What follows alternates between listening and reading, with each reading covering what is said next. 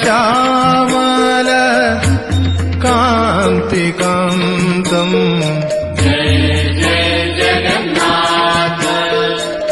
नीलम्बूधे नीलगिरौ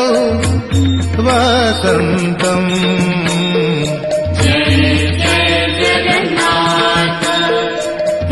लीलामयं नील सरोजनेत्रम् देवं जगन्नाथम्